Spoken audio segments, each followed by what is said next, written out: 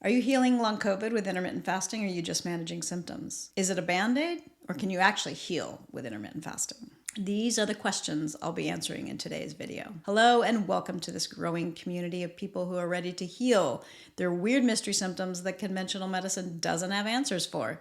I'm Carrie Bailey, your functional nutritionist. I work with people with anxiety, depression, long COVID, and other weird mystery symptoms.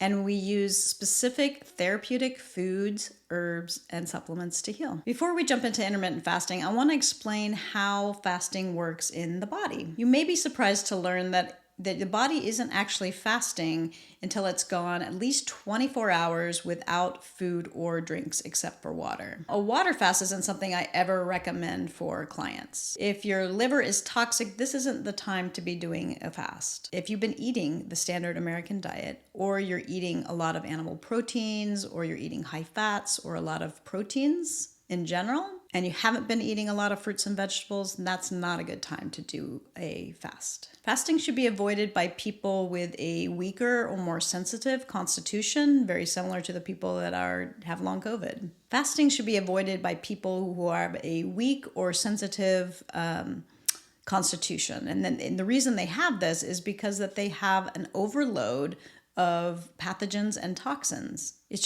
Fasting should also be avoided by people that have nervous system problems, adrenal fatigue, or any kind of heart issues. Some people do really well with intermittent fasting initially. Let's jump into some of the benefits of why you might feel better doing intermittent fasting. There are 3 reasons you might feel better when you're doing intermittent fasting. With intermittent fasting, you might feel clearer and have more energy. And the reason for this is because once you start going anywhere from 2 to 3 hours without food,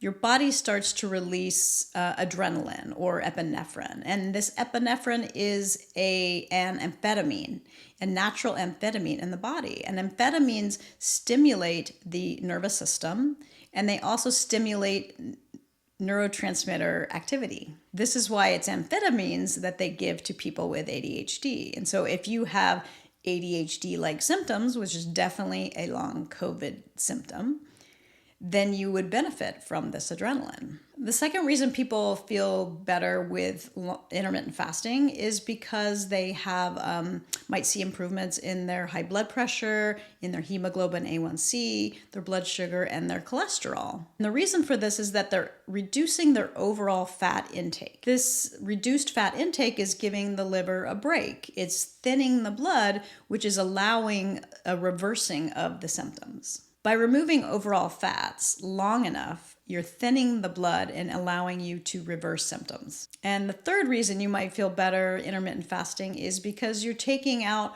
one of the meals, right? The breakfast meal generally, where you might be making bad food choices, right? In breakfast, you're taking out the cereal option, but you're also taking out any eggs or any excess fats that you might be having for breakfast. While you are sleeping, your liver is cleansing. Once you have breakfast, that it's breaking that fast.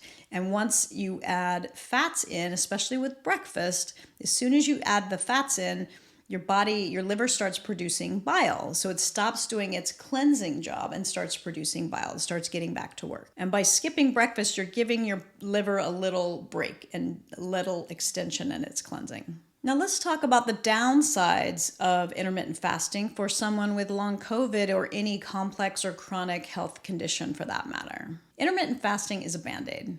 It may appear to keep symptoms at bay, but what it's not actually doing is doing anything about the underlying root causes of why you've got these symptoms in the first place. You've put yourself in a holding pattern, if you will. You might feel better, but it doesn't mean that you're getting well. If you're a person with a strong liver and you don't have a very high viral load and you don't have a high unwanted bacterial load, then you might be able to intermittent fast for a long ways down the road before you see a problem. The second downside of intermittent fasting is the coffee. And remember what I talked about earlier is that technically coffee is breaking your fast. Coffee is used during intermittent fasting for a couple of reasons. One is as an appetite suppressant, right? When you drink coffee, you don't really need anything else to eat. Did you ever notice that? And it's also a stimulant. It's going to give you the energy that you would normally get from glucose. Caffeine is really hard on your adrenal glands because it helps you release adrenaline, which is important. It also helps you release cortisol, and cortisol is used to dampen inflammation, which is why you have these symptoms from long COVID in the first place. So you definitely don't want to deplete or wear out your adrenals, therefore your cortisol. Regularly skipping meals forces your liver to use its precious storage of glucose. And when you run out of glucose, your body's going to produce more adrenaline. And then, unfortunately, that adrenaline is going to further wear out your pancreas, creating insulin resistance, which then leads to adrenal fatigue and weight gain down the road. The third downside of intermittent fasting is that prolonged intermittent fasting can lead to problems down the road. This includes burnout, adrenal fatigue, anxiety, depression, weight gain, hair loss, aging skin, sluggish liver, and other symptoms and conditions down the road. The fourth downside of intermittent fasting is that it does not help you detoxify the toxins in your body, the heavy metals, and it also doesn't help you get rid of the viruses and the pathogens that are the underlying root cause of what's causing your symptoms in the first place. When you have a sensitive nervous system, right, you have these neurological symptoms that you get during long COVID, it's important to have the glucose and the minerals to heal that. When the body starts losing glucose and minerals, it weakens the nervous system.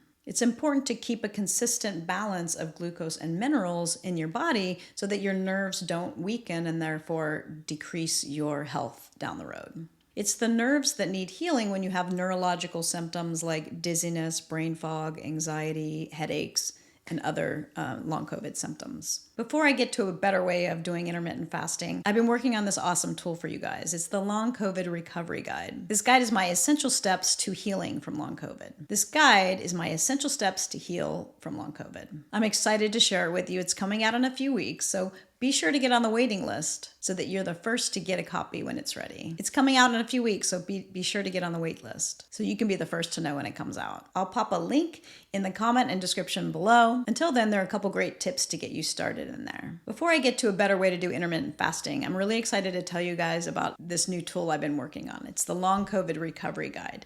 And in it, it's my essential steps to healing long COVID. I'm so excited to share it with you, and it's coming out in a few weeks. Be sure to get on the wait list so that you're the first to get a copy when it's ready. I'll put a link in the comment and the descriptions below. Until then, there's some great tips to get you started. If you're really committed to intermittent fasting, I totally understand it. But I want to make sure that you do this in a safe, healthy way. I've got 2 tips for you as you make intermittent fasting a little bit easier and better on your body. The number 1 tip is to drink coconut water all day long. Coconut water is nature's best electrolyte. It's filled with glucose and minerals and everything your body needs. By drinking coconut water throughout the day, you're giving your body the glucose and minerals that it needs. When you're running on adrenaline all day from not eating, it can be risky to not have the glucose and minerals in your body. So by taking coconut water all day long, you're having a little slow drip of minerals and glucose. That way too, once your eating window opens, you aren't making poor choices, you're not grabbing, because your body wants to grab the carbs. When you're running on adrenaline all day long, this can lead to a deficit of glucose and minerals. And so by having that coconut water in there, you're preventing that from happening. Now, what happens if you don't do this, what happens is you'll come to that eating window at some point down the road. And when you come to the eating window, you might make poor choices because your body is looking for minerals and glucose to fuel yourself. And so you might make poor choices because you have a glucose and mineral deficit. So this may not happen when you first start intermittent fasting, but it will happen down the road. And it could be weeks or months down the road. What you'll notice over time is that you have poor focus and poor concentration, and then other symptoms might start slowly creeping in. The second option for you, if you're intermittent fasting and you want to make it a little healthier option, is if you're doing a 16-8 fasting window, so 16 hours of not eating and 8 hours of eating. What you want to do is bring in a little bit of lemon water first thing in the morning with some honey in it, right? That's going to get you the glucose that your body needs. And remember, even the coffee is breaking your fast. So by adding the lemon water with honey, it's technically still breaking your fast, but you're doing it in a healthier way. So you're going to start with that lemon honey water. And then next, you're going to bring in a green juice for the minerals, right? This could be cucumber juice or celery juice. That's going to get you the minerals.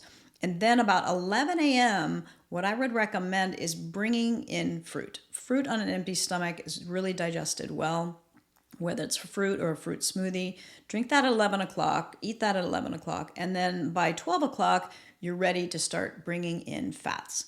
So let's say you eat fats and whatever you want to eat on your intermittent fasting from 12 to 7.